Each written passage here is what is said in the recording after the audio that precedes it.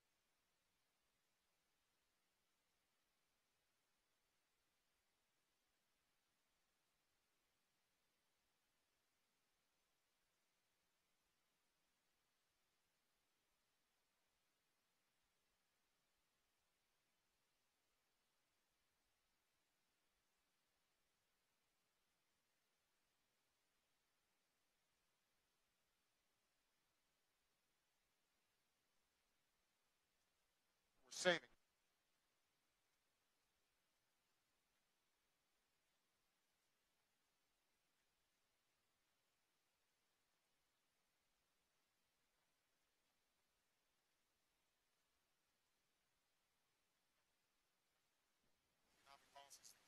Get us into this mess, or do we embrace a new economic patriotism that says America does best when the middle class does best? And I'm looking forward to having that debate.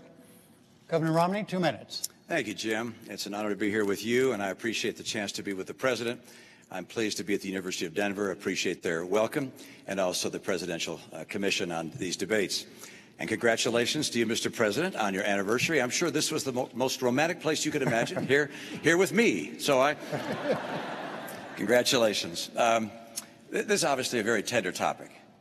I've had the occasion over the last couple of years of meeting people across the country. I was in Dayton, Ohio, and a woman grabbed my arm, and she said, "I've been out of work since May. Can you help me?" Ann yesterday was at a rally in Denver, and a woman came up to her with a baby in her arms and said, "Ann, my husband has had 4 jobs in 3 years, part-time jobs. He's lost his most recent job, and we've now just lost our home. Can you help us?" And the answer is yes, we can help, but it's going to take a different path, not the one we've been on, not the one the President describes as a top-down cut taxes for the rich. That's not what I'm going to do. My plan has 5 basic parts. 1, get us energy independent, North American energy independent. That creates about 4 million jobs. Number 2, open up more trade, particularly in Latin America. Crack down on China if and when they cheat. Number 3, make sure our people have the skills they need to succeed and the best schools in the world. We're far away from that now. Number 4, get us to a balanced budget. Number 5, champion small business. It's small business that creates the jobs in America. And over the last 4 years, small business people have decided that America may not be the place to open a new business because new business startups are down to a 30-year low. I know what it takes to get small business growing again, to hire people. Now, I'm concerned that the path that we're on has just been unsuccessful. The President has a view very similar to the view he had when he ran 4 years ago, that a bigger government, spending more, taxing more, regulating more, if you will, trickle-down government would work. That's not the right answer for America. I'll restore the vitality that gets America working again. Thank you. Mr. President, please respond directly to what the governor just said about trickle-down, his trickle-down approach, as he said yours is. Well, let me talk specifically about what I think we need to do. First, we've got to improve our education system. And we've made enormous progress drawing on ideas both from Democrats and Republicans that are already starting to show gains in some of the toughest to deal with schools. We've got a program called Race to the Top that has prompted reforms in 46 states around the country, raising standards, improving how we train teachers. So now I want to hire another 100,000 new math and science teachers and create 2 million more slots in our community colleges so that people can get trained for the jobs that are out there right now. And I want to make sure that we keep tuition low for our young people. When it comes to our tax code, Governor Romney and I both agree that our corporate tax rate is too high. So I want to lower it, particularly for manufacturing, taking it down to 25%. But I also want to close those loopholes that are giving incentives for companies that are shipping jobs overseas. I want to provide tax breaks for companies that are investing here in the United States. On energy, Governor Romney and I, we both agree that we've got to boost American energy production. And oil and natural gas production are higher than they've been in years. But I also believe that we've got to look at the energy sources of the future, like wind and solar and biofuels, and make those investments. So all of this is possible. Now, in order for us to do it, we do have to close our deficit. And one of the things I'm sure we'll be discussing tonight is how do we deal with our tax code? And how do we make sure that we are reducing spending in a responsible way, but also how do we have enough revenue to make those investments? And this is where there's a difference, because Governor Romney's central economic plan calls for a $5 trillion tax cut, on top of the extension of the Bush tax cuts, that's another $1 trillion, and $2 trillion in additional military spending that the military hasn't asked for. That's $8 trillion.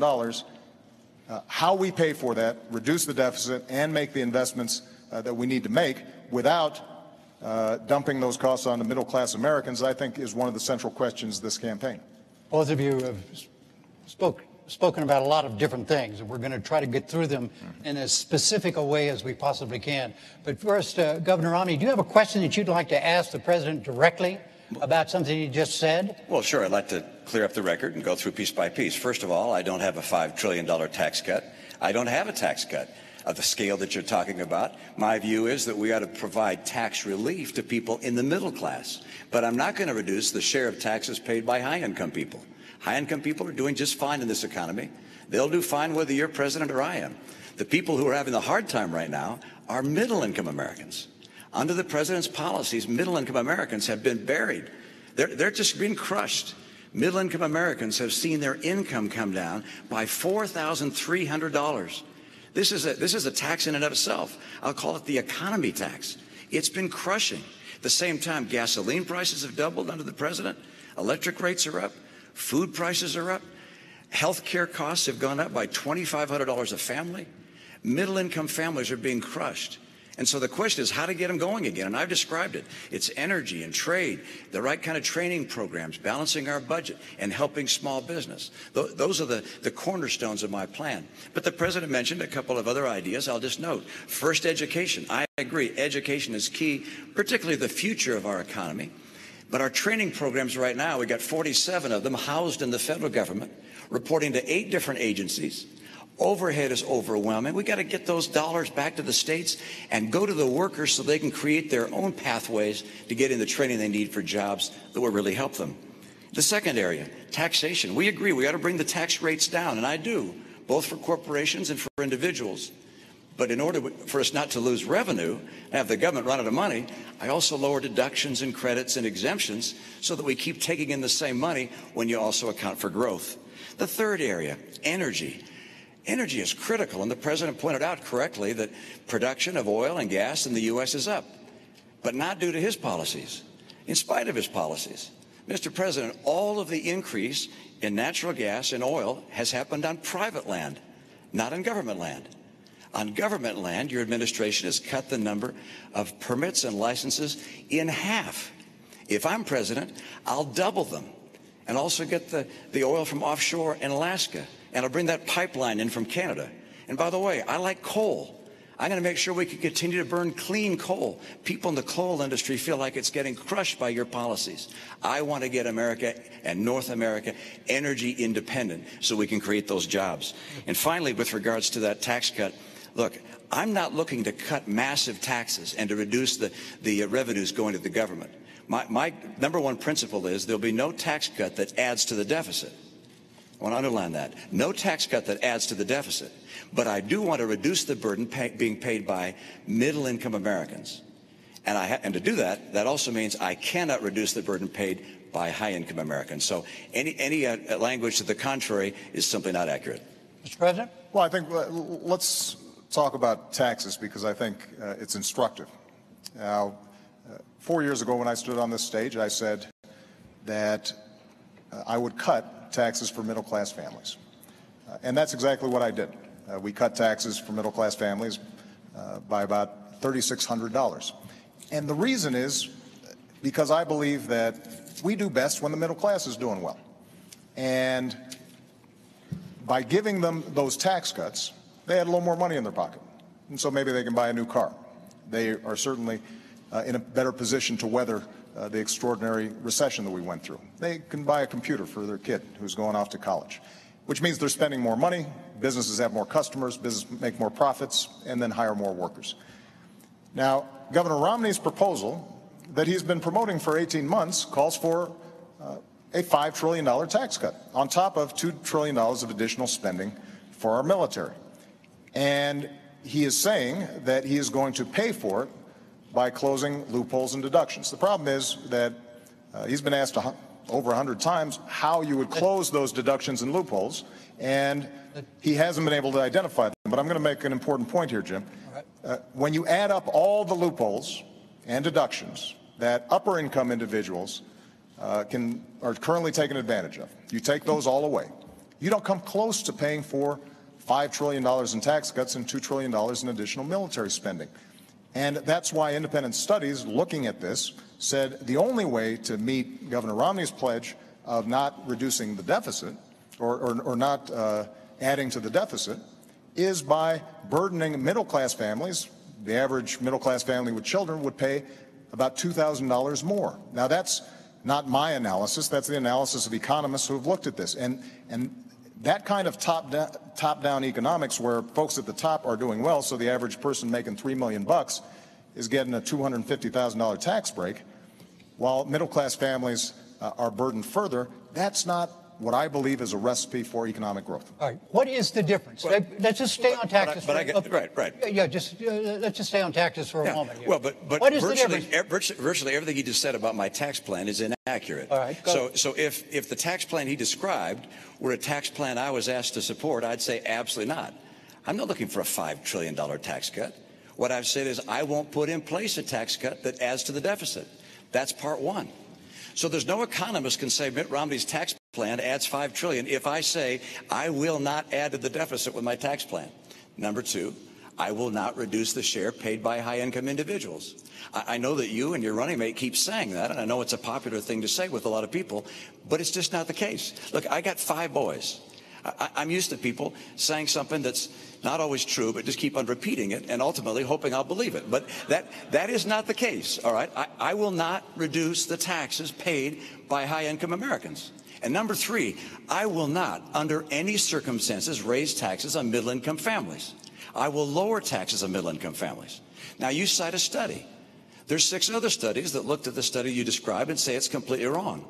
I saw a study that came out today that said you're going to raise taxes by $3,000 to $4,000 on middle-income families. There are all these studies out there. But let's get to the bottom line. That is, I want to bring down rates. I want to bring the rates down, at the same time lower deductions and exemptions and credits and so forth, so we keep getting the revenue we need. And you think, well, then why lower the rates? And the reason is because small business pays that individual rate. 54% of America's workers work in businesses that are taxed not at the corporate tax rate, but at the individual tax rate. And if we lower that rate, they will be able to hire more people. For me, this is about jobs. Right. This is about getting jobs for the American people. Yeah. Do you challenge what the governor just said about his own plan? Well, for 18 months, he's been running on this tax plan. And now, 5 weeks before the election, he's saying that his big, bold idea is never mind. And the fact is that if you are lowering the rates the way you described, Governor, then it is not possible to come up with enough deductions and loopholes that only affect high-income individuals to avoid either raising the deficit or burdening the middle class. It's math. It's arithmetic. Now, Governor Romney and I do share a deep interest in encouraging small business growth. So at the same time that my tax plan has already lowered taxes for 98% of families, I also lowered taxes for small businesses 18 times. And what I want to do is continue the tax rates, the tax cuts that we put into place for small businesses and families. But I have said that for incomes over $250,000 a year, that we should go back to the rates that we had when Bill Clinton was president, when we created 23 million new jobs, went from deficit to surplus, and created a whole lot of millionaires to boot. And the reason this is important is because by doing that, we can not only reduce the deficit, we can not only encourage job growth through small businesses, but we're also able to make the investments that are necessary in education or in energy. And we do have a difference, though, when it comes to definitions of small business. Now, under my plan, 97% of small businesses would not see their income taxes go up. Governor Romney says, well, those top 3%, they're the job creators, they'd be burdened. But under Governor Romney's definition, there are a whole bunch of millionaires and billionaires who are small businesses. Donald Trump is a small business. And I know Donald Trump doesn't like to think of himself as small anything, but that's how you define small businesses if you're getting business income. And that kind of approach, I believe, will not grow our economy, because the only way to pay for it without either burdening the middle class or blowing up our deficit is to make drastic cuts in things like education, making sure that we are continuing to invest in basic science and research, all the things that are helping America grow. And I think that would be a mistake. All right. Jim, let me just come back on that point, which just is these small businesses we're talking about. Excuse me, just so everybody understands. Yeah. We're way over our first 15 minutes. It's fun, isn't it? It's okay. It's great. That's great. okay. No problem. Now, you all don't have a problem. I don't have a problem, because we're still on the economy. Right. But we're going to come back to taxes, and we're going to move on to the deficit and a lot of other things too. Okay, but go ahead, sir. You bet. Well, Mr. President, you're absolutely right, which is that with regards to 97% of the businesses are not taxed at the 35% tax rate. They're taxed at a lower rate. But those businesses that are in the last 3% of businesses happen to employ half of all the people who work in small business. Those are the businesses that employ 1/4 of all the workers in America. And your plan is to take their tax rate from 35% to 40%. Now, I talked to a guy who has a very small business. He's in the electronics business in St. Louis. He has 4 employees. He said he and his son calculated how much they pay in taxes. Mm-hmm. Federal income tax, federal payroll tax, state income tax, state sales tax, state property tax, gasoline tax. It added up to well over 50% of what they earned. And your plan is to take the tax rate on successful small businesses from 35% to 40%. The National Federation of Independent Businesses has said that will cost 700,000 jobs. I don't want to cost jobs. My priority is jobs. And so what I do is I bring down the tax rates, lower deductions and exemptions. The same idea behind Bowles-Simpson, by the way. Get the rates down, lower deductions and exemptions to create more jobs, because there's nothing better for getting us to a balanced budget than having more people working, earning more money, paying more taxes. That's by far the most effective and efficient way to get this budget balanced. Jim, you may want to move on to another topic, but I would just say this to the American people. If you believe that we can cut taxes by $5 trillion and add $2 trillion in additional spending that the military is not asking for, $7 trillion, just to give you a sense, over 10 years, that's more than our entire defense budget. And you think that by closing loopholes and deductions for the well-to-do, somehow you will not end up picking up the tab, then Governor Romney's plan may work for you. But I think math, common sense, and our history shows us that's not a recipe for job growth. Look, we've tried this. We've tried both approaches. The approach that Governor Romney is talking about is the same sales pitch that was made in 2001 and 2003. And we ended up with the slowest job growth in 50 years. We ended up moving from surplus to deficits, and it all culminated in the worst financial crisis since the Great Depression. Now, Bill Clinton tried the approach that I'm talking about. We created 23 million new jobs. We went from deficit to surplus, and businesses did very well. So in some ways, we've got some data on which approach is more likely to create jobs and opportunity for Americans. And I believe that the economy works best when middle-class families are getting tax breaks so that they've got some money in their pockets. And those of us who have done extraordinarily well because of this magnificent country that we live in, that we can afford to do a little bit more to make sure we're not blowing up the deficit. Jim, the president began this segment, so I think I get the last word. So I'm going to take You're going to get the first word in the next segment. Well, but he gets the first word of that segment. I get the last word of that segment. I hope. Let me just make this comment. First of all, let me repeat what I said. Sorry. I'm not in favor of a $5 trillion tax cut. That's not my plan. My plan is not to put in place any tax cut that will add to the deficit. That's point one. So you may keep referring to it as a $5 trillion tax cut, but that's not my plan. Okay. Number two, let's look at history. My plan is not like anything that's been tried before. My plan is to bring down rates, but also bring down deductions and exemptions and credits at the same time so the revenue stays in, but that we bring down rates to get more people working. My priority is putting people back to work in America. They're suffering in this country. And we talk about evidence. Look at the evidence of the last 4 years. It's absolutely extraordinary. We've got 23 million people out of work or stopped looking for work in this country. All right. We got when the president took office, 32 million people on food stamps, 47 million on food stamps today. Economic growth this year slower than last year, and last year slower than the year before. Going forward with the status quo is not going to cut it for the American people who are struggling today. All right, let's talk. We're still on the economy. This is theoretically now a second segment still on the economy, and specifically on what to do about the federal deficit, the federal debt.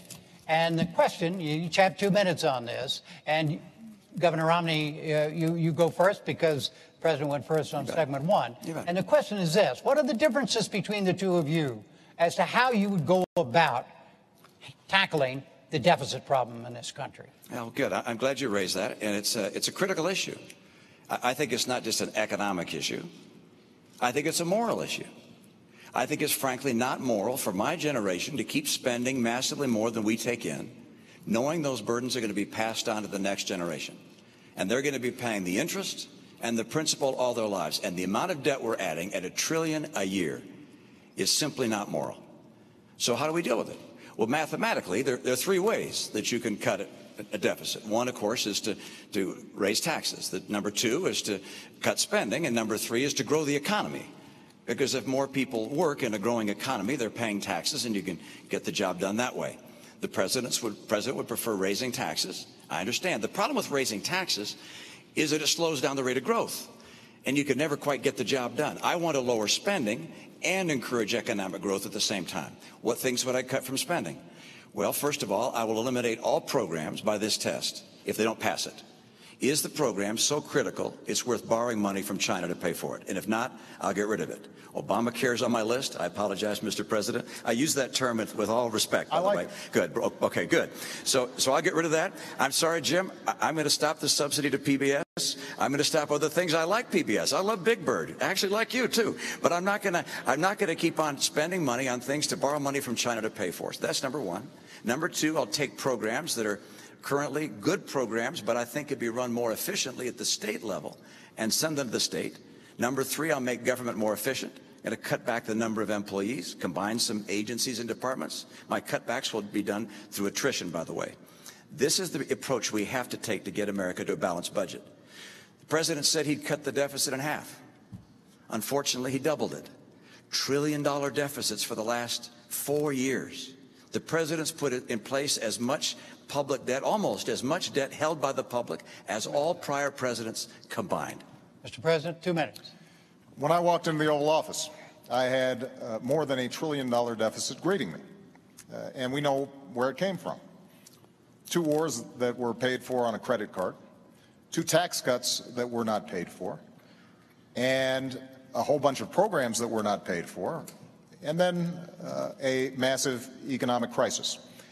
And despite that, what we've said is, yes, we had to take some initial emergency measures to make sure we didn't slip into a Great Depression. But what we've also said is, let's make sure that we are cutting out those things that are not helping us grow. So 77 government programs, everything from aircrafts that the Air Force had ordered but weren't working very well. 18 government programs for education that were well-intentioned but weren't helping kids learn.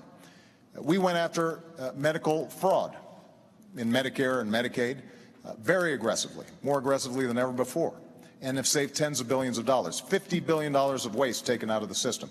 And I worked with Democrats and Republicans to cut $1 trillion out of our discretionary domestic budget. That's the largest cut in the discretionary domestic budget since Dwight Eisenhower. Now, we all know that we've got to do more. And so I put forward a specific $4 trillion deficit reduction plan. It's on a website. You can look at all the numbers, what cuts we make and what revenue we raise. And the way we do it is $2.50 for every cut. We ask for $1 of additional revenue, paid for, as I indicated earlier, by asking those of us who have done very well in this country to contribute a little bit more to reduce the deficit. Governor Romney earlier mentioned the Bowles-Simpson Commission. Well, that's how the commission, bipartisan commission that talked about how we should move forward, suggested we have to do it in a balanced way with some revenue and some spending cuts. And this is a major difference that Governor Romney and I have. Let me just finish this point because you're looking for contrast. When Governor Romney stood on a stage with other Republican candidates for the nomination, and he was asked, would you take $10 of spending cuts for just $1 of revenue? And he said no. Now, if you take such an unbalanced approach, then that means you are going to be gutting our investments in schools and education. It means that Governor Romney talked about Medicaid and how we could send it back to the states, but effectively this means a 30% cut in the primary program we help for seniors who are in nursing homes, for kids who are with disabilities. Mr. President, and that is not a right strategy for us to move forward. Way over the 2 minutes. Sorry. Governor, what about Simpson-Bowles? Will you support Simpson-Bowles? Simpson-Bowles, the president should have grabbed that. No, I mean, do you support Simpson-Bowles? I have my own plan. It's not the same as Simpson-Bowles. But in my view, the president should have grabbed it. If he wanted to make some adjustments to it, take it, go to Congress, fight for it. That's what we've done. Made some adjustments to it, and we're putting it forward before Congress right now. A $4 trillion plan. But you've been president 4 years. You've been president 4 years. Right. You said you cut the deficit in half. It's now 4 years later. We still have $1 trillion deficits. The CBO says we'll have $1 trillion deficit each of the next 4 years. If you're reelected, we'll get to $1 trillion debt. I mean, you have said before you'd cut the deficit in half. And I love this idea of $4 trillion in cuts. You found $4 trillion of ways to reduce or to get closer to a balanced budget, except we still show $1 trillion deficits every year. That doesn't get the job done. Let me come back and say, why is it that I don't want to raise taxes? Why don't I want to raise taxes on people? And actually, you said it back in 2010. You said, look, I'm going to extend the tax policies that we have. Now, I'm not going to raise taxes on anyone, because when the economy is growing slow like this, when we're in recession, you shouldn't raise taxes on anyone. Well, the economy is still growing slow. As a matter of fact, it's growing much more slowly now than when you made that statement. And so if you believe the same thing, you just don't want to raise taxes on people. And the reality is, it's not just wealthy people. You mentioned Donald Trump. It's not just Donald Trump you're taxing. It's all those businesses that employ 1/4 of the workers in America, these small businesses that are taxed as individuals. You raise taxes and you kill jobs. That's why the National Federation of Independent Businesses said your plan will kill 700,000 jobs. I don't want to kill jobs in this environment. Let me make one more point. Okay, let's let him answer the taxes thing for a moment. Okay. Mr. President. Well, we've had this discussion before. About the idea that in order to reduce the deficit, right, there has to be revenue in addition to cuts. There has to be revenue in addition to cuts. Now, Governor Romney has ruled out revenue. He's ruled out revenue. Absolutely. Completely. Okay, so, look, the revenue I get is by more people working, getting higher pay, paying more taxes. That's how we get growth and how we balance the budget. Right. But the idea of taxing people more, putting more people out of work, you'll never get there. You never balance the budget by raising taxes. Spain spends 42% of their total economy on government. Okay. We're now spending 42% of our economy on government. I don't want to go down the path to Spain. I want to go down the path of growth that puts Americans to work with more money coming in because they're working. But Mr. President, you're saying in order to get the job done, it's got to be balanced. You've got to have... If we're serious, we've got to take a balanced, responsible approach. And by the way, this is not just when it comes to individual taxes. Let's talk about corporate taxes. Now, I've identified areas where we can right away make a change that I believe would actually help the economy. The oil industry gets $4 billion a year in corporate welfare. Basically, they get deductions that those small businesses that Governor Romney refers to, they don't get. Now, does anybody think that ExxonMobil needs some extra money when they're making money every time you go to the pump? Why wouldn't we want to eliminate that? Why wouldn't we eliminate tax breaks for corporate jets? My attitude is if you got a corporate jet, you can probably afford to pay full freight, not get a special break for it. When it comes to corporate taxes, Governor Romney has said he wants to, in a revenue-neutral way, close loopholes, deductions. He hasn't identified which ones they are, but thereby bring down the corporate rate. Well, I want to do the same thing, but I've actually identified how we can do that. And part of the way to do it is to not give tax breaks to companies that are shipping jobs overseas. Right now, you can actually take a deduction for moving a plant overseas. I think most Americans would say that doesn't make sense, and all that raises revenue. And so if we take a balanced approach, what that then allows us to do is also to help young people, the way we already have during my administration, make sure that they can afford to go to college. It means that the teacher that I met in Las Vegas, a wonderful young lady, who describes to me, she's got 42 kids in her class. The first 2 weeks, she's got some of them sitting on the floor until finally they get reassigned. They're using textbooks that are 10 years old. That is not a recipe for growth. That's not how America was built. And so budgets reflect choices. Ultimately, we're going to have to make some decisions. And if we're asking for no revenue, then that means that we've got to get rid of a whole bunch of stuff. And the magnitude of the tax cuts that you're talking about, Governor, would end up resulting in severe hardship for people, but more importantly, would not help us grow. As I indicated before, when you talk about shifting Medicaid to states, we're talking about potentially a 30% cut in Medicaid over time. Now, that may not seem like a big deal when it just is paper, numbers on a sheet of paper. But if we're talking about a family who's got an autistic kid and is depending on that Medicaid, that's a big problem. And governors are creative. There's no doubt about it. But they're not creative enough to make up for 30% of revenue on something like Medicaid. What ends up happening is some people end up not getting help. Jim, we've gone on a lot of topics there, and so it's going to take a minute to go from Medicaid to schools to oil to tax breaks and companies going overseas. So let's go through them one by one. First of all, the Department of Energy has said the tax break for oil companies is $2.8 billion a year. And it's actually an accounting treatment, as you know, that's been in place for 100 years.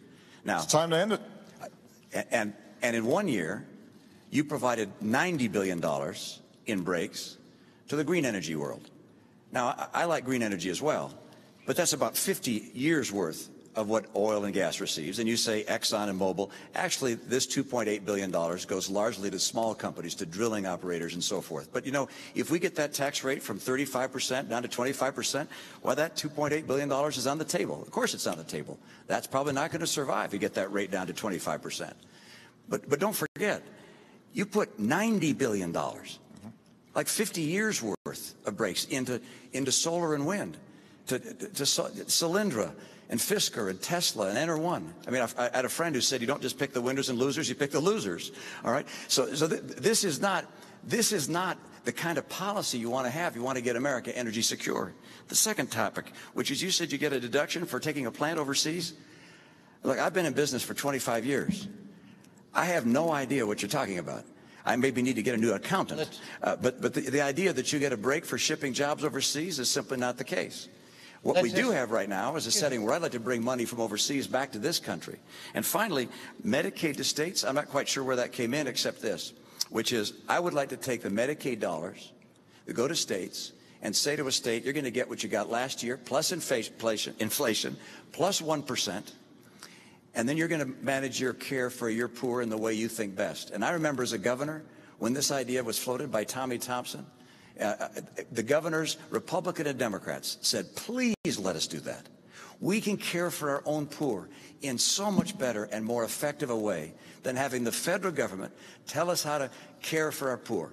So let's state, one of the magnificent things about this country is the whole idea that states are the laboratories of democracy. Don't have the federal government tell everybody what kind of training programs they have to have and what kind of Medicaid they have to have. Let states do this. And by the way, if a state gets in trouble, well, we could step in and see if we can find a way to help them. But the right approach is one which relies on the brilliance of our people and states, not the federal government. 2 seconds, and we're going on, still on the economy on another part of it. Okay. All right. This is segment 3, the economy. Entitlements. First answer goes to you. 2 minutes, Mr. President. Do you see a major difference between the two of you on Social Security? I suspect that on Social Security we've got a somewhat similar position. Social Security is structurally sound. It's going to have to be tweaked the way it was by Ronald Reagan and Democratic Speaker Tip O'Neill. The basic structure is sound, but I want to talk about the values behind Social Security and Medicare, and then talk about Medicare because that's the big driver of our deficits right now. My grandmother, some of you know, helped to raise me. My grandparents did. My grandfather died a while back. My grandmother died 3 days before I was elected president, and she was fiercely independent. She worked her way up. Only had a high school education, started as a secretary, ended up being the vice president of a local bank. And she ended up living alone by choice. And the reason she could be independent was because of Social Security and Medicare. She had worked all her life, put in this money, and understood that there was a basic guarantee, a floor under which she could not go. And that's the perspective I bring when I think about what's called entitlements. The name itself implies some sense of dependency on the part of these folks. These are folks who've worked hard, like my grandmother, and there are millions of people out there who are counting on this. So my approach is to say, how do we strengthen the system over the long term? And in Medicare, what we did was we said, we are going to have to bring down the costs if we're going to deal with our long-term deficits. But to do that, let's look where some of the money is going. $716 billion we were able to save from the Medicare program by no longer overpaying insurance companies, by making sure that we weren't overpaying providers. And using that money, we were actually able to lower prescription drug costs for seniors by an average of $600. And we were also able to make a significant dent in providing them the kind of preventive care that will ultimately save money throughout the system. So the way for us to deal with Medicare in particular is to lower health care costs. When it comes to Social Security, as I said, you don't need a major structural change in order to make sure that Social Security is there for the future. We'll follow up on this. First, Governor Romney, you have 2 minutes on Social Security and entitlements. Well, Jim, our seniors depend on these programs, and I know anytime we talk about entitlements, people become concerned that something's going to happen that's going to change their life for the worst. And the answer is neither the President nor I are proposing any changes for any current retirees or near retirees, either to Social Security or Medicare. So if you're 60 or around 60 or older, you don't need to listen any further. But for younger people, we need to talk about what changes are going to be occurring. Oh, I just thought about one. And that is, in fact, I was wrong when I said the President isn't proposing any changes for current retirees. In fact, he is on Medicare. On Social Security, he's not. But on Medicare, for current retirees, he's cutting $716 billion from the program. Now, he says by not overpaying hospitals and providers, actually just going to them and saying, we're going to reduce the rates you get paid across the board, everybody's going to get a lower rate. That's not just going after places where there's abuse. That's saying we're cutting the rates. Some 15% of hospitals and nursing homes say they won't take any more Medicare patients under that scenario. We also have 50% of doctors who say they won't take more Medicare patients. We have 4 million people on Medicare Advantage that will lose Medicare Advantage because of those $716 billion in cuts. I can't understand how you can cut Medicare $716 billion for current recipients of Medicare. Now you point out, well, we're putting some back. We're going to give them a better prescription program. That's $1 for every 15 you've cut. They're smart enough to know that's not a good trade. I want to take that $716 billion you've cut and put it back into Medicare. By the way, we can include a prescription program if we need to improve it. But the idea of cutting $716 billion from Medicare to be able to balance the additional cost of Obamacare is, in my opinion, a mistake. And with regards to young people coming along, I've got proposals to make sure Medicare and Social Security are there for them without any question. Mr. President.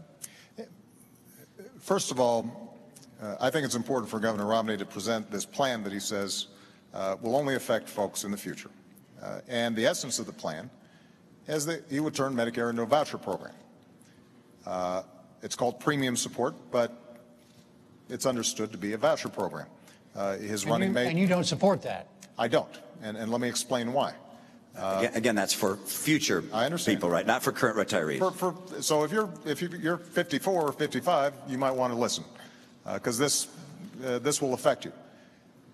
The idea, which was originally presented by Congressman Ryan, your running mate, is that we would give a voucher to seniors, and they could go out in the private marketplace and buy their own health insurance. The problem is that because the voucher wouldn't necessarily keep up with healthcare inflation, it was estimated that this would cost the average senior about $6,000 a year. Now, in fairness, what Governor Romney has now said is he'll maintain traditional Medicare alongside it.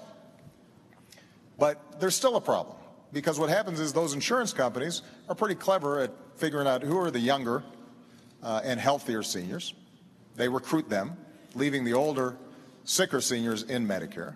And every healthcare economist who looks at it says over time what will happen is the traditional Medicare system will collapse. And then what you've got is folks like my grandmother at the mercy of the private insurance system, precisely at the time when they are most in need of decent health care. So I don't think vouchers are the right way to go. And this is not my only my opinion. AARP thinks that the savings that we obtained from Medicare bolstered the system, lengthened the Medicare Trust Fund by 8 years.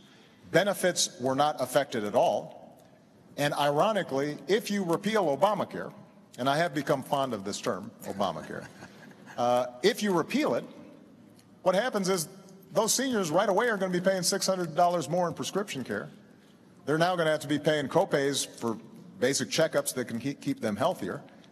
And the primary beneficiary of that repeal are insurance companies that are estimated to gain billions of dollars back when they aren't making seniors any healthier. And I don't think that's the right approach when it comes to making sure that Medicare is stronger over the long term. We'll talk about specifically about health care in a moment, but do you support the voucher system, Governor? What I support is no change for current retirees and near retirees to Medicare, and the President supports taking $716 billion out of that program.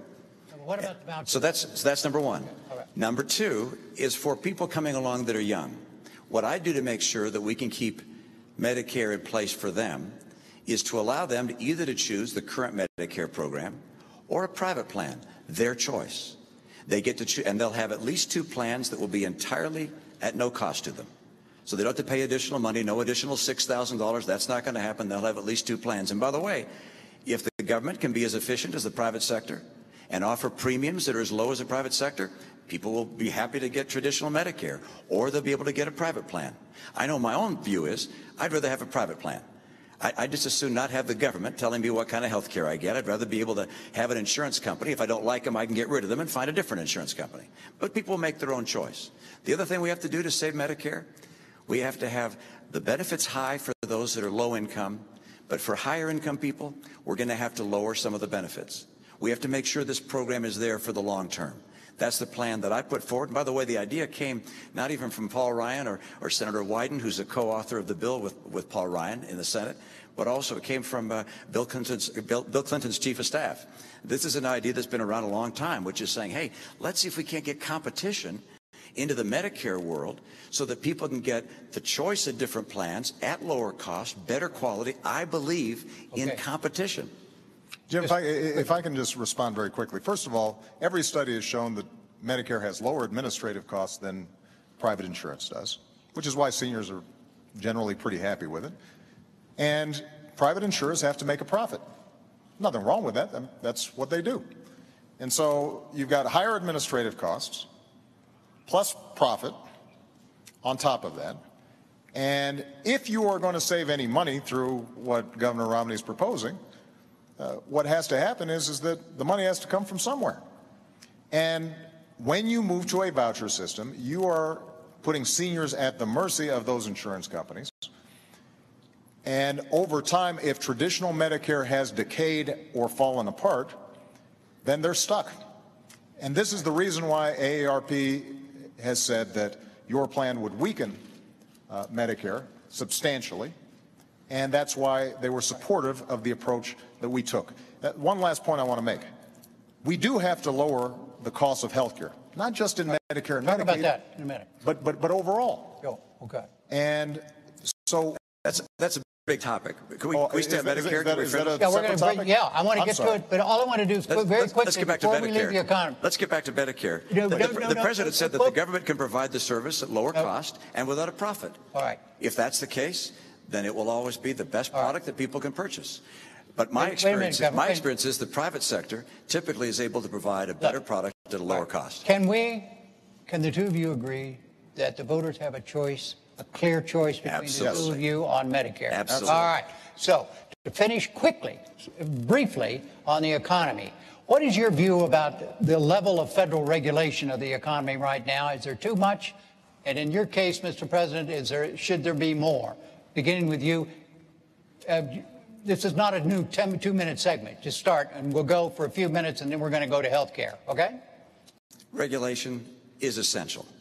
You can't have a free market work if you don't have regulation. As a business person, I had to have I need to know the regulations. I needed them there.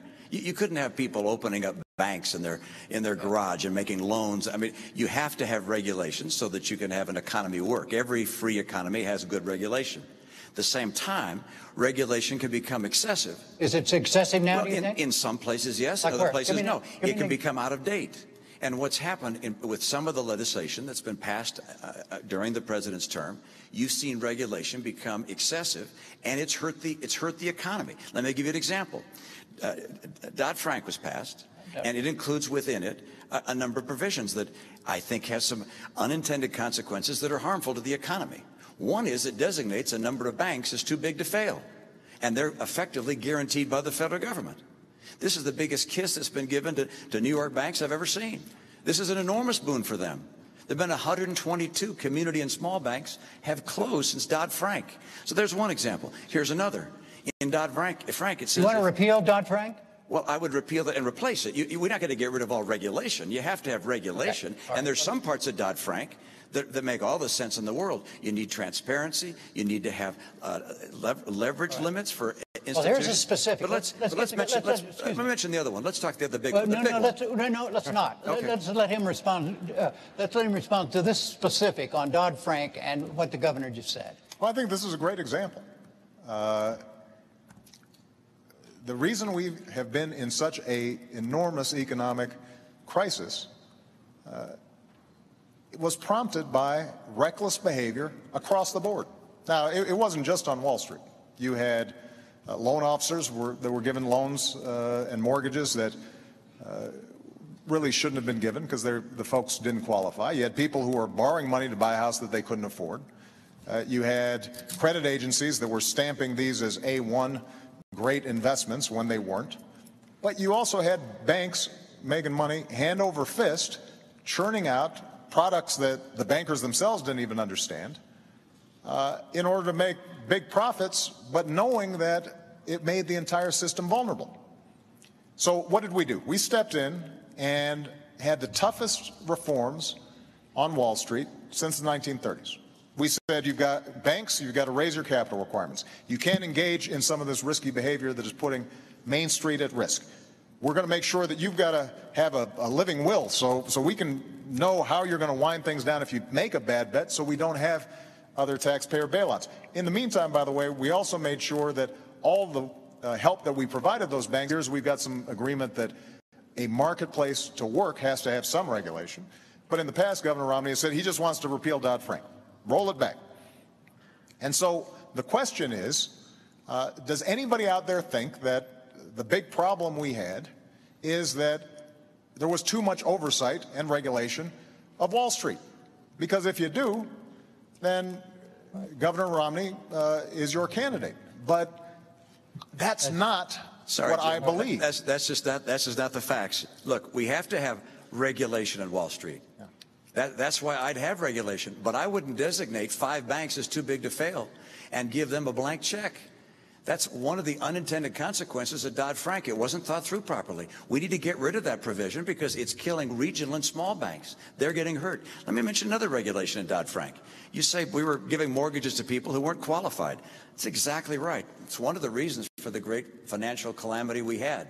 And so Dodd-Frank correctly says we need to have qualified mortgages, and if you give a mortgage that's not qualified, there are big penalties, except they didn't ever go on to define what a qualified mortgage was. It's been 2 years. We don't know what a qualified mortgage is yet. So banks are reluctant to make loans, mortgages. Try and get a mortgage these days. It's hurt the housing market because Dodd-Frank didn't anticipate putting in place the kinds of regulations you have to have. It's not that Dodd-Frank always was wrong with too much regulation. Sometimes they didn't come out with the clear regulation. I will make sure we don't hurt the functioning of our marketplace and our businesses because I want to bring back housing and get good jobs. All right, I think we have another clear difference between the two of you. Now let's move to health care, where I know there is a clear difference.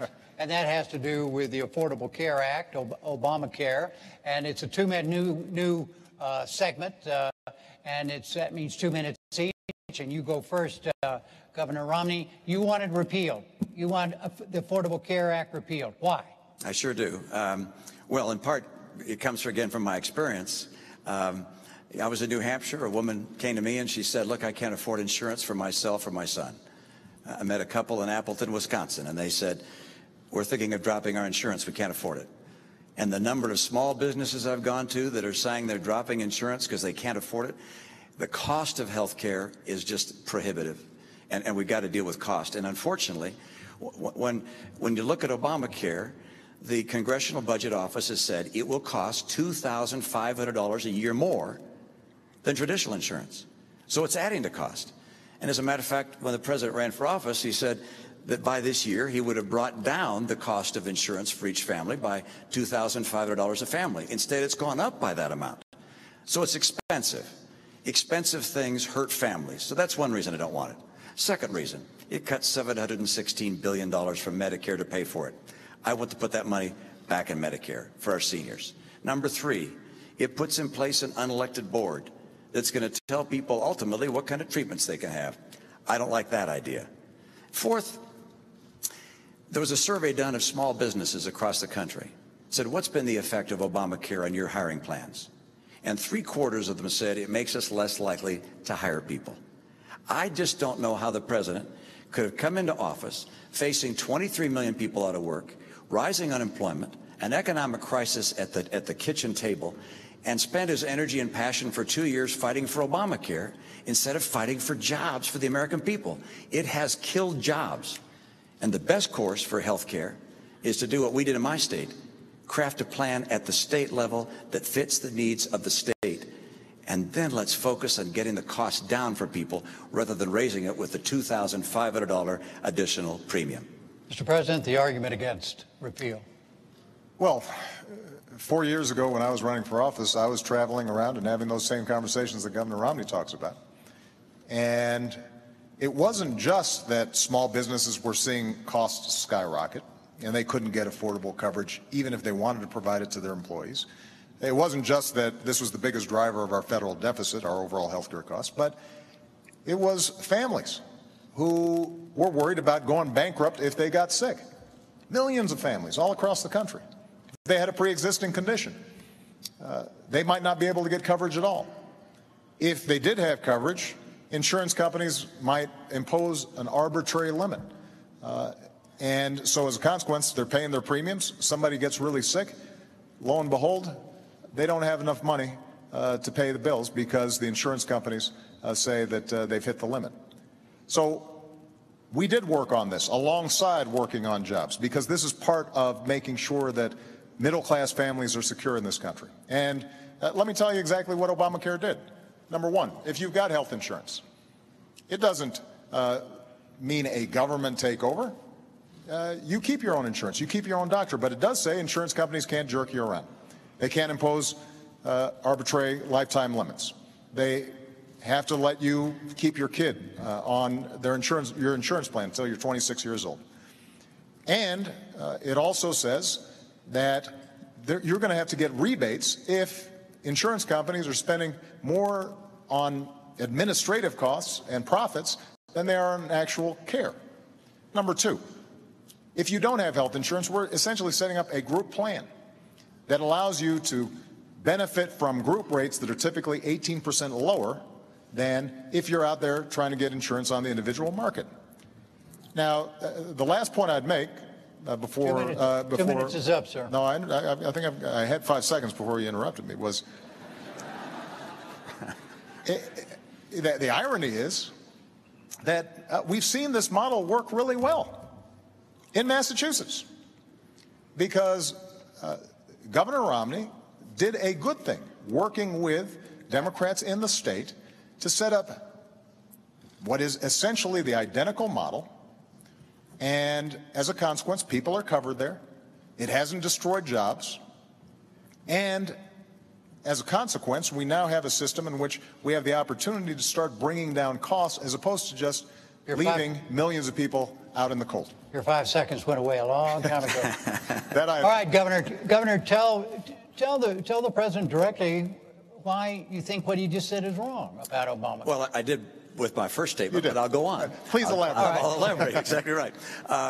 First of all, I like the way we did it in Massachusetts. I like the fact that in my state we had Republicans and Democrats come together and work together. What you did instead was to push through a plan without a single Republican vote. As a matter of fact, when Massachusetts did something quite extraordinary, elected a Republican senator to stop Obamacare, you pushed it through anyway. So entirely on a partisan basis, instead of bringing America together and having a discussion on this important topic, you pushed through something that you and Nancy Pelosi and Harry Reid thought was the best answer and drove it through. What we did in a legislature, 87% Democrat, we worked together. 200 legislators in my legislature, only 2 voted against the plan by the time we were finished. What were some differences? We didn't raise taxes. You've raised them by $1 trillion under Obamacare. We didn't cut Medicare. Of course, we don't have Medicare, but we didn't cut Medicare by $716 billion. We didn't put in place a board that can tell people ultimately what treatments they're going to receive. We didn't also do something that I think a number of people across this country recognize, which is put people in a position where they're going to lose the insurance they had and they wanted. Right now, the CBO says up to 20 million people will lose their insurance as Obamacare goes into effect next year. And likewise, a study by McKinsey and Company of American businesses said 30% of them are anticipating dropping people from coverage. So for those reasons, for the tax, for Medicare, for this board, and for people losing their insurance, this is why the American people don't want Medicare, don't want Obamacare. It's why Republicans said, do not do this. And the Republicans had the plan. They put a plan out. They put out a plan, a bipartisan plan. It was swept aside. I think something this big, this important, has to be done on a bipartisan basis. And we have to have a president who can reach across the aisle and fashion important legislation with the input from both parties. Governor Romney said this has to be done on a bipartisan basis. This was a bipartisan idea. In fact, it was a Republican idea. And Governor Romney, at the beginning of this debate, wrote and said, what we did in Massachusetts could be a model for the nation. And I agree that the Democratic legislators in Massachusetts might have given some advice to Republicans in Congress about how to cooperate. But the fact of the matter is, we use the same advisors, and they say it's the same plan. When Governor Romney talks about this board, for example, unelected board that we've created, what this is a group of healthcare experts, doctors, et cetera, to figure out how can we reduce the cost of care in the system overall. Because there are two ways of dealing with our healthcare crisis. One is to simply leave a whole bunch of people uninsured and let them fend for themselves, to let businesses figure out how long they can continue to pay premiums until finally they just give up and their workers are no longer getting insured. And that's been the trend line. Or alternatively, we can figure out how do we make the cost of care more effective. And there are ways of doing it. So at Cleveland Clinic, one of the best healthcare systems in the world, they actually provide great care cheaper than average. And the reason they do is because they do some smart things. They say, if a patient's coming in, let's get all the doctors together at once, do one test instead of having the patient run around with 10 tests. Let's make sure that we're providing preventive care, so we're catching the onset of something like diabetes. Let's pay providers on the basis of performance as opposed to on the basis of how many procedures they've engaged in. Now, so what this board does is basically identifies best practices and says, let's use the purchasing power of Medicare and Medicaid to help to institutionalize all these good things that we do. And the fact of the matter is that when Obamacare is fully implemented, we're going to be in a position to show that costs are going down. And over the last 2 years, healthcare premiums have gone up. It's true, but they've gone up slower than any time in the last 50 years. So we're already beginning to see progress. In the meantime, folks out there with insurance, you're already getting a rebate. Let me make one last point. Governor Romney says we should replace it. I'm just going to repeal it, but we can replace it with something. But the problem is he hasn't described what exactly we'd replace it with, other than saying we're going to leave it to the states. But the fact of the matter is that some of the prescriptions that he's offered, like letting you buy insurance across state lines, there's no indication that that somehow is going to help somebody who's got a pre-existing condition be able to finally buy insurance. In fact, it's estimated that by repealing Obamacare, you're looking at 50 million people losing health insurance at a time when it's vitally important. Let's let the governor explain what you would do if Obamacare is repealed. How would you replace it? Actually, it's a lengthy description, but number one, pre-existing conditions are covered under my plan. Number two, young people are able to stay on their family plan. That's already offered in the private marketplace. You don't have to have the government mandate that for that to occur. But let's come back to something the President and I agree on, which is the key task we have in healthcare is to get the cost down so it's more affordable for families. And then he has as a model for doing that a board of people at the government, an unelected board, appointed board, who are going to decide what kind of treatment you ought to have. In my opinion, the government is not effective in bringing down the cost of almost anything. As a matter of fact, free people and free enterprises trying to find ways to do things better are able to be more effective in bringing down the cost than the government will ever be. Your example of the Cleveland Clinic is my case in point, along with several others I could describe. This is the private market. These are enterprises competing with each other, learning how to do better and better jobs. I used to consult to businesses, to hospitals and to healthcare providers. I was astonished at the creativity and innovation that exists in the American people. In order to bring the cost of health care down, we don't need to have a board of 15 people telling us what kinds of treatments we should have. We instead need to put insurance plans, providers, hospitals, doctors on target such that they have an incentive, as you say, performance pay for doing an excellent job for keeping costs down, and that's happening. Intermountain Healthcare does it superbly well. Mayo Clinic is doing it superbly well. Cleveland Clinic, others. But the right answer is not to have the federal government take over health care and start mandating to the providers across America, telling a patient and a doctor what kind of treatment they can have. That's the wrong way to go. The private market and individual responsibility always work best. Let me just point out, first of all, this board that we're talking about can't make decisions about what treatments are given. That's explicitly prohibited in the law. But let's go back to what Governor Romney indicated, that under his plan, he would be able to cover people with pre-existing conditions. Well, actually, Governor, that isn't what your plan does. What your plan does is to duplicate what's already the law, which says if you are out of health insurance for 3 months, then you can end up getting continuous coverage, and an insurance company can't deny you if it's been under 90 days. But that's already the law, and that doesn't help the millions of people out there with pre-existing conditions. There's a reason why Governor Romney set up the plan that he did in Massachusetts. It wasn't a government takeover of health care. It was the largest expansion of private insurance. But what it does say is that insurers, you've got to take everybody. Now, that also means that you've got more customers. But when Governor Romney says that he'll replace it with something, but can't detail how it will be, in fact, replaced, and the reason he set up the system he did in Massachusetts was because there isn't a better way of dealing with the pre-existing conditions problem. It just reminds me of, he says that he's going to close deductions and loopholes for his tax plan. That's how it's going to be paid for, but we don't know the details. He says that he's going to replace Dodd-Frank, Wall Street reform, but we don't know exactly which ones. He won't tell us. He now says he's going to replace Obamacare and assure that all the good things that are in it are going to be in there, and you don't have to worry.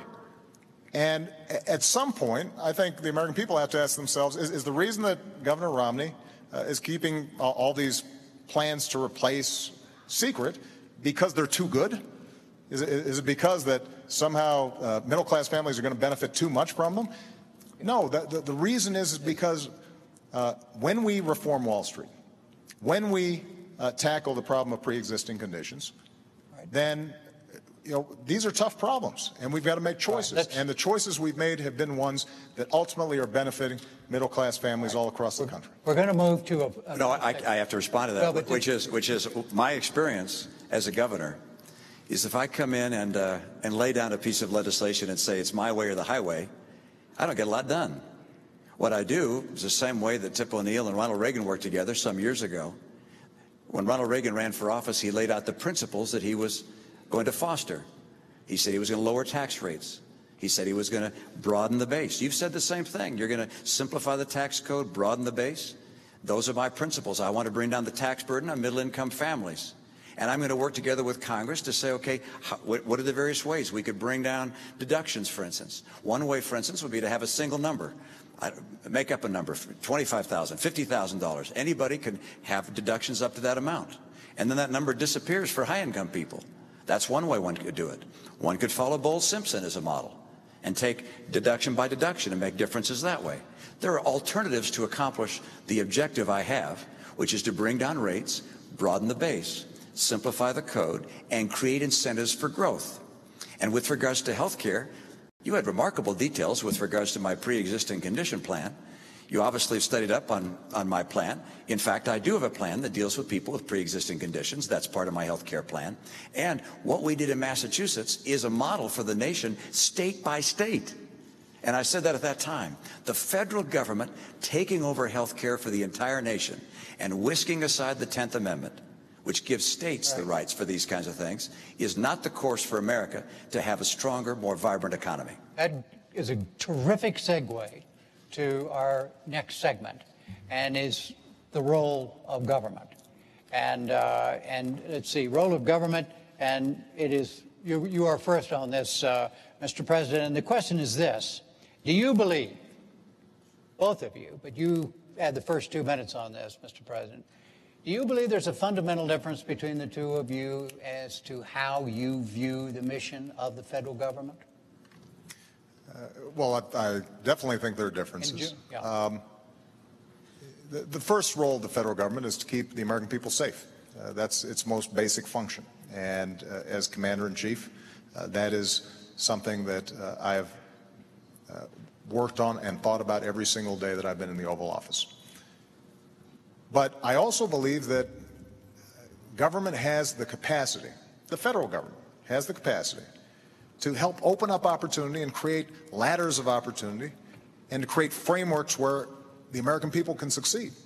Look, the genius of America is the free enterprise system and freedom, and the fact that people can go out there and start a business, work on an idea, make their own decisions. But as Abraham Lincoln understood, there are also some things we do better together. So in the middle of the Civil War, Abraham Lincoln said, let's help to finance the Transcontinental Railroad. Let's start the National Academy of Sciences. Let's start land-grant colleges, because we want to give these gateways of opportunity for all Americans, because if all Americans are getting opportunity, we're all going to be better off.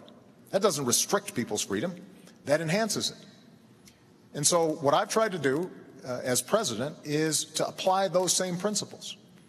And when it comes to education, what I've said is we've got to reform schools that are not working. We used something called race to the top. It wasn't a top-down approach, Governor. What we've said is to states, we'll give you more money if you initiate reforms. And as a consequence, you had 46 states around the country who have made a real difference. But what I've also said is let's hire another 100,000 math and science teachers to make sure we maintain our technological lead and our people are skilled and able to succeed. And hard-pressed states right now can't all do that. In fact, we've seen layoffs of hundreds of thousands of teachers over the last several years, and Governor Romney doesn't think we need more teachers. I do, because I think that that is the kind of investment where the federal government can help. It can't do it all, but it can make a difference. And as a consequence, we'll have a better trained workforce, and that will create jobs because companies want to locate in places where we've got a skilled workforce. 2 minutes, Governor, on the role of government. Your view. Well, first, I love great schools. Massachusetts, our schools are ranked #1 of all 50 states. And the key to great schools, great teachers. So I reject the idea that I don't believe in great teachers or more teachers. Every school district, every state should make that decision on their own. The role of government. Look behind us. The Constitution and the Declaration of Independence.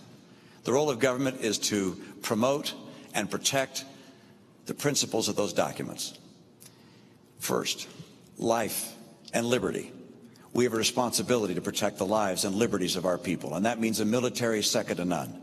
I do not believe in cutting our military. I believe in maintaining the strength of America's military.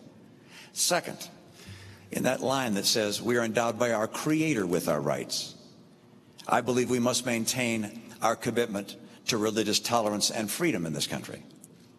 That statement also says that we are endowed by our Creator with the right to pursue happiness as we choose. I interpret that as, one, making sure that those people who are less fortunate and can't care for themselves are cared by one another. We're a nation that believes that we're all children of the same God, and we care for those that have difficulties, those that are elderly and have problems and challenges, those that are disabled. We care for them, and we look for discovery and innovation, all these things desired out of the American heart to provide the pursuit of happiness for our citizens. But we also believe in maintaining for individuals the right to pursue their dreams and not to have the government substitute itself for the rights of free individuals. And what we're seeing right now is, in my view, a trickle-down government approach, which has government thinking it can do a better job than free people pursuing their dreams, and it's not working. And the proof of that is 23 million people out of work. The proof of that is 1 out of 6 people in poverty. The proof of that is we've gone from 32 million on food stamps to 47 million on food stamps. The proof of that is that 50% of college graduates this year can't find work. We know that the path we're taking is not working. It's time for a new path. All right, let's go through some specifics in terms of how each of you views the role of government. Education. Does the federal government have a responsibility to improve the quality of public education in America? Well, the primary responsibility for education is of course, at the state and local level. But the federal government also can play a very important role. And I agree with Secretary Arne Duncan. It's some ideas he's put forward on Race to the Top, not all of them, but some of them I agree with, and congratulate him for pursuing that. The federal government can get local and state schools to do a better job. My own view, by the way, is I've added to that. I happen to believe I want the kids that are getting federal dollars from IDEA or Title I. These are disabled kids or poor kids or lower income kids, rather. I want them to be able to go to the school of their choice. So all federal funds, instead of going to the state or to the school district, I'd have go, if you will, follow the child and let the parent and the child decide where to send their student. How do you see the federal government's responsibility to, as I say, to improve the quality of public education in this country? Well, as I've indicated, I think that it has a significant role to play. Through our Race to the Top program, we've worked with Republican and Democratic governors to initiate major reforms, and they're having an impact right now. Do you think you have a difference with your views and those of Governor Romney about education? This is where budgets matter, because budgets reflect choices. So when Governor Romney indicates that he wants to cut taxes and potentially benefit folks like me and him, and to pay for it, we're having to initiate significant cuts in federal support for education. That makes a difference. You know, his running mate, Congressman Ryan, put forward a budget that reflects many of the principles that Governor Romney's talked about. And it wasn't very detailed. This seems to be a trend, but what it did do is to, if you extrapolated how much money we're talking about, you'd look at cutting the education budget by up to 20%. When it comes to community colleges, we are seeing great work done out there all over the country, because we have the opportunity to train people for jobs that exist right now. And one of the things I suspect Governor Romney and I probably agree on is getting businesses to work with community colleges so that they're setting up their training programs. Do you agree, Governor? Let me just finish the point. It's, by what, I suspect it'll be a small going very agreement. well in my state, by the way, yeah. Where they're partnering so that they're designing training programs, and people who are going through them know that there's a job waiting for them if they complete it. Okay. That makes a big difference, but that requires some federal support. Let me just say one final example. When it comes to making college affordable, whether it's 2-year or 4-year, one of the things that I did as president was we were sending $60 billion to banks and lenders as middlemen for the student loan program, even though the loans were guaranteed. So there was no risk for the banks or the lenders, but they were taking billions out of the system. And we said, why not cut out the middleman? And as a consequence, what we've been able to do is to provide millions more students assistance, lower or keep low interest rates on student loans. And this is an example of where our priorities make a difference. Governor Romney, I genuinely believe, cares about education. But when he tells a student that, you should borrow money from your parents to go to college, that indicates the degree to which, there may not be as much of a focus on the fact that folks like myself, folks like Michelle, kids probably who attend University of Denver, just don't have that option. And for us to be able to make sure that they've got that opportunity and they can walk through that door, that is vitally important, not just to those kids. It's how we're going to grow this economy over the long term. We're running out of time, gentlemen. So you have a chance. Respond to that. Yes, sir, Mr. President, you're entitled as a president to your own airplane and to your own house, but not to your own facts. All right, I'm not going to cut education funding. I don't have any plan to cut education funding and grants that go to people going to college. I'm planning on continuing to grow, so I'm not planning on making changes there. But you make a very good point, which is that the place you put your money just makes a pretty clear indication of where your heart is. You put $90 billion into green jobs. And I'm all in favor of green energy. $90 billion. That would have hired 2 million teachers. $90 billion.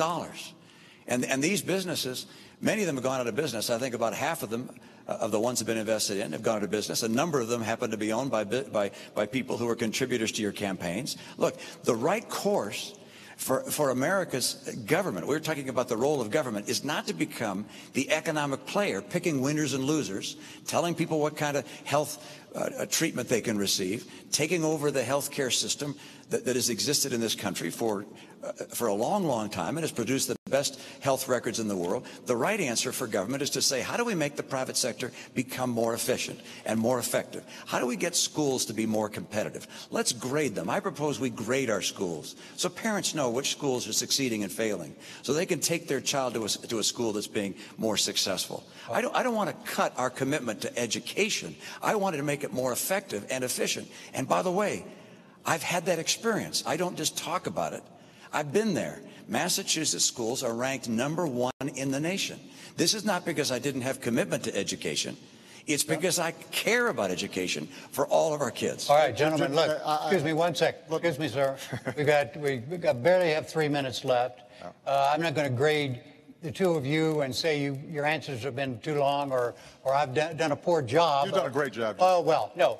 But the fact is, government, the role of government and governing, we've lost a pot, in other words. So we only have three minutes left in the debate before we go to your closing statements. And so I want to ask finally here, and remember, we got 3 minutes total time here. And the question is this: many of the legislative functions of partisan gridlock. If elected, in your case, if re-elected in your case, what would you do about that? Governor? Jim, I had the great experience, it didn't seem like it at the time, of being elected in a state where my legislature was 87% Democrat. And that meant I figured out from day one I had to get along. And I had to work across the aisle to get anything done. We drove our schools to be #1 in the nation. We cut taxes 19 times. What would you do as president? As president, I will sit down on day one, actually the day after I get elected, I'll sit down with leaders, the Democratic leaders, as well as Republican leaders, and continue, as we did in my state. We met every Monday for a couple hours, talked about the issues and the challenges in our state in that case. We have to work on a collaborative basis, not because we're going to compromise our principle, but because there's common ground. And the challenges America faces right now. Look, the reason I'm in this race is there are people that are really hurting today in this country. And we face this deficit could crush the future generations. What's happening in the Middle East? There are developments around the world that are of real concern. And Republicans and Democrats both love America, but we need to have leadership in Washington that will actually bring people together and get the job done, and could not care less if it's a Republican or a Democrat. I've done it before. I'll do it again. Mr. President. Well, first of all, I think Governor Romney is going to have a busy first day because he's also going to repeal Obamacare, which will not be very popular among Democrats as you're sitting down with him.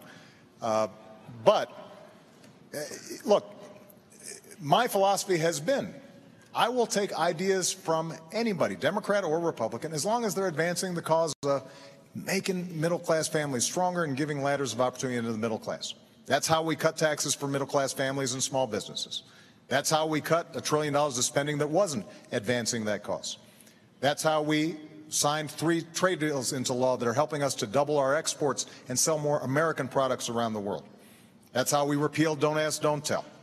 That's how we ended the war in Iraq, as I promised, and that's how we're going to wind down the war in Afghanistan. That's how we went after al-Qaeda and bin Laden. So we've seen progress even under Republican control of the House of Representatives. But ultimately, part of being principled, part of being a leader is, A, being able to describe exactly what it is that you intend to do, not just saying, I'll sit down, but you have to have a plan. Number 2, what's important is occasionally you've got to say no to folks both in your own party and in the other party. And, you know, yes, have we had some fights between me and the Republicans when they fought back against us reining in the excesses of Wall Street? Absolutely, because that was a fight that needed to be had. When we were fighting about whether or not we were going to make sure that Americans had more security with their health insurance, and they said no, yes, that was a fight that we needed to have. All right. And so part of leadership and governing is both saying what it is that you are for, but also being willing to say no to some things. And I've got to tell you, Governor Romney, when it comes to his own party during the course of this campaign, has not displayed that willingness to say no to some of the more extreme parts of his party. That brings us to closing statements. It was a coin toss. Governor Romney, you won the toss, and you elected to go last, so you have a closing 2 minutes, Mr. President. Well, Jim, I want to thank you, and I want to thank Governor Romney, because I think this was a terrific debate, and I very much appreciate it. And I want to thank the University of Denver. You know, 4 years ago, we were going through a major crisis, and yet my faith and confidence in the American future is undiminished. And the reason is because of its people. Because the woman I met in North Carolina who decided at 55 to go back to school because she wanted to inspire her daughter and now has a job from that new training that she's gotten. Because a company in Minnesota who was willing to give up salaries and perks for their executives to make sure that they didn't lay off workers during a recession. The auto workers that you meet in Toledo or Detroit take such pride in building the best cars in the world, not just because of a paycheck, but because it gives them that sense of pride that they're helping to build America. And so the question now is, how do we build on those strengths? And everything that I've tried to do, and everything that I'm now proposing for the next 4 years in terms of improving our education system or developing American energy, or making sure that we're closing loopholes for companies that are shipping jobs overseas and focusing on small businesses, companies that are creating jobs here in the United States, or closing our deficit in a responsible, balanced way that allows us to invest in our future. All those things are designed to make sure that the American people, their genius, their grit, their determination is channeled, and they have an opportunity to succeed. And everybody's getting a fair shot, and everybody's getting a fair share. Everybody's doing a fair share, and everybody's playing by the same rules. You know, 4 years ago, I said that I'm not a perfect man and I wouldn't be a perfect president. And that's probably a promise that Governor Romney thinks I've kept. But I also promised that I'd fight every single day on behalf of the American people, and the middle class, and all those who are striving to get in the middle class. I've kept that promise. And if you'll vote for me, then I promise I'll fight just as hard in a second term. Governor Romney, your 2 minute closing. Thank you, Jim. And Mr. President, thank you for tuning in this evening. This is an important election, and I'm concerned about America. I'm concerned about the direction America has been taking over the last 4 years. I know this is bigger than an election about the two of us as individuals. It's bigger than our respective parties. It's an election about the course of America. What kind of America do you want to have for yourself and for your children? And there really are two very different paths that we began speaking about this evening. And over the course of this month, we're going to have 2 more presidential debates and a vice presidential debate. We'll talk about those 2 paths, but they lead in very different directions. And it's not just looking to our words that you have to take an evidence of where they go. You can look at the record. There's no question in my mind that if the president were to be reelected, you'll continue to see a middle class squeeze with incomes going down and prices going up. I'll get incomes up again. You'll see chronic unemployment. We've had 43 straight months with unemployment above 8%. If I'm president, I will help create 12 million new jobs in this country with rising incomes. If the president's reelected, Obamacare will be fully installed. In my view, that's going to mean a whole different way of life for people who counted on the insurance plan they had in the past. Many will lose it. You're going to see health premiums go up by some $2,500 per family. If I'm elected, we won't have Obamacare.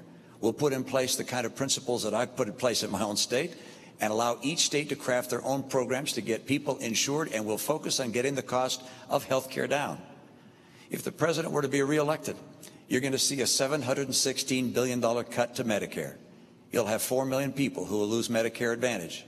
You'll have hospitals and providers that will no longer accept Medicare patients. I'll restore that $716 billion to Medicare. And finally, military. The president's reelected, you'll see dramatic cuts to our military. The Secretary of Defense has said these would be even devastating. I will not cut our commitment to our military. I will keep America strong and get America's middle class working again. Thank you, Jim. Thank you, Governor. Thank you, Mr. President. The next debate will be the vice presidential event on Thursday, October 11th at Center College in Danville, Kentucky. For now, from the University of Denver, I'm Jim Lara. Thank you and good night.